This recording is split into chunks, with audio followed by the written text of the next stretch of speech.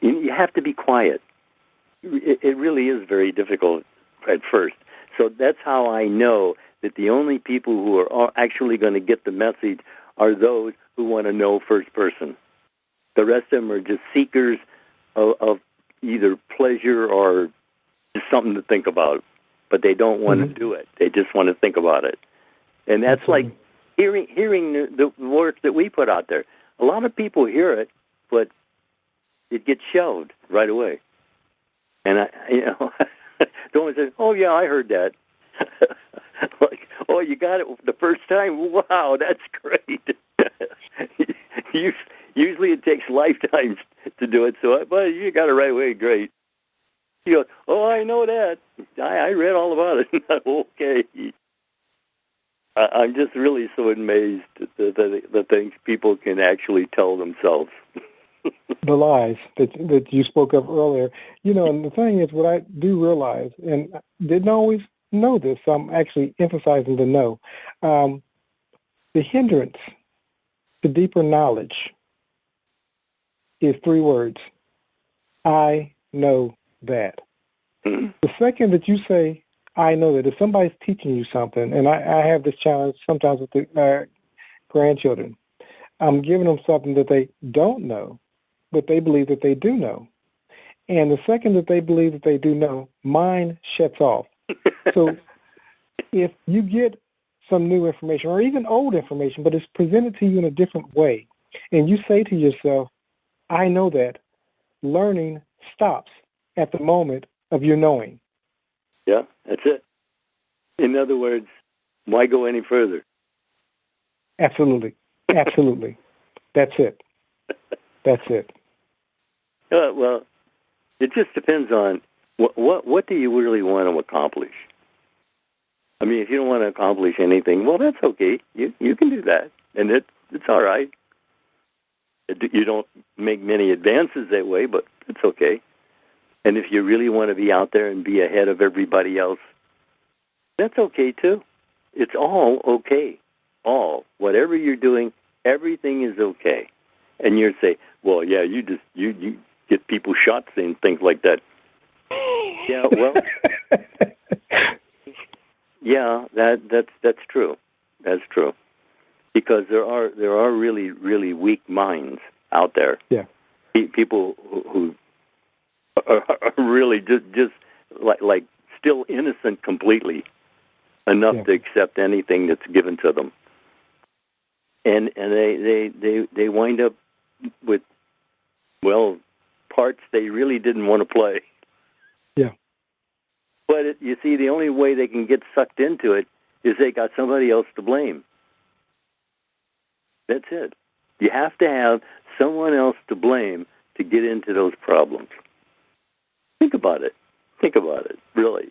You have to have someone else to blame. Otherwise, you'd have to face up to it, and that's intolerable. To actually face up to it, it takes quite a few times to get used to the idea of facing up to something. But it's easy to put it aside until you're ready, and then every once in a while it'll pop its head up and say, well, are we ready now? And then you got to say, well, later again. But that's it. People forget. That's all that's happening. They hear the good things to do, but they forget them. And they have reasons for forgetting it, but there'll be a time when they won't have. What we have to do is we have to learn to monitor our own inner self-talk. Because right there is the root of all the evil we experience. But if we would think different, we would have all the good that life has to offer. So it's just a matter of choosing. Choose this. You're choosing what you think. Is that so difficult? Like I asked that kid, I said, can you choose your next thought? And he says, oh, yeah, I can choose my next thought. I said, well, I have a suggestion for you. Don't stop. I don't think he got it, but He shook his head anyway. In the simplicity is the depth. And in choosing one's next thought, there's the power. But most of us, we're not choosing that thought. Matter of fact, we're haphazardly letting everyone else choose for us. And you were stating something earlier about the individual being responsible and blaming others. If they don't take on responsibility, they start looking without. And it makes me think about the parable of the 10 virgins with the oil, the lamps. 5 had their lamps and 5 did not. And far too often, we're looking at other people and we want the oil from their lamp. And what I mean by that, we want their quiet time. We want their depth. We want to listen over and over to Neville, for example. And we say, if I listen to Neville enough, then it's going to rub off on me. But we don't take the time to go into the silence for ourselves. We don't take the time to open up the books for ourselves. It's our moods. Our general mood becomes our state of consciousness. And our state of consciousness is always being objectified, made reality in your world. I mean, when I say reality, speaking of the world, I'm speaking of reality of the dream. Most are not yet convinced that this is a dream, yet we're told to dream the dream. And we're also told that when we fail to dream, we start to die. So it must be something that's important, this dreaming. And it's what we're all doing. Most of us are involved in a nightmare. And they don't know how to get out of it. But you get out of it by choosing what you'll think. I mean, to actually choose it. I can't stress the word choose enough. But, well, God used it, choose this day. So it must have quite an importance, don't you think? Absolutely. How do we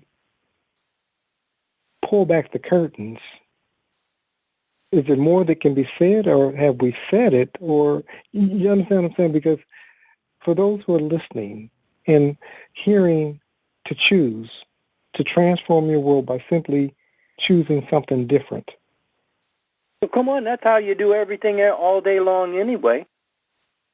You're choosing every moment of time. You choose to do this, you choose to do that. You're actually, see, that's just it. They're not realizing that they're choosing things, because actually they're not. They're working from automatic. The world is on automatic. I would like you to understand your world is on automatic, as you think you are. You can't get more automatic than that. So if you don't want to see it in your world, don't think it, because it's automatic. Every word, we're told, must be accounted for. I mean that's right out of Scripture. I'm not making any of this up. It says every word must be accounted for. So that frivolously running off at the mouth is really not wise. And most of the time, especially as I was growing up, when I heard something like every word is accounted for, I thought end of life, judgment, white books being open, me standing before the Creator, and me being judged for my words. But help them to grasp that the accountability is happening right now in our world of experiencing. That's it. That's it. And especially it for those who think they got away with something. Yeah. You see the thing, and someone says, "Well, how can I take you serious? You're always laughing all the time." Well, no, you're laughing at the foolishness that you allowed. But then you're told, "Blessed is the man that does not condemn himself for that which he has allowed." So you see, you're given a ticket, you're given freedom, but you have to claim it. See, that's the problem. We don't claim enough, and then we cry about it. Why not do the claiming? You don't have to do the crying. It's really, I'm not making small of anybody or anything, believe me, because I did all the little jumps that you're going to have to do. And that is a change of mind. And it's going to seem really difficult when you start out, but if you'll just start, that's it. Just start. And someone wants to know how you start. Like I said, everyone is conscious of something. That's God being you. See, what are you conscious of? Because that's what your world is going to be made from. Subconscious mind does not question your mindset. It only builds your world. So that's what you're doing. Even when you're unaware, you're building your world. So it would be wise to start thinking lovely and a good report. You know, you said something. I just thought to myself how deep that was about the, you know, you were saying about God and their thoughts. And you said that's God, you know, in essence, thinking as you. And that's so profound and so deep that, like I said, that will just kind of pass right over most of us, or we will discount it. But we are, as stated earlier, the God's doing. God is doing it as us. And it says in Scripture, in Him we live, we move, we exist. And apart from Him, we can do nothing. And not only did He say that of us, Jesus said it. It's the Father within. He does all the work. So if Jesus can do nothing for Himself, then all we're doing is choosing. We're not doing anything. We're not building anything. We're choosing. Subconscious does the building. Your world of experiencing according to how you feel, what you're thinking about, what you're worried about, or what you're happy about. That's it. You're sending out a signal at every moment. Every word, even if it's not spoken outwardly, it still has a vibration. And that vibration seeks a like vibration. And so that's the reason why you're always reproducing your world according to how you think. Because words have vibrations. And they always seek a like vibration.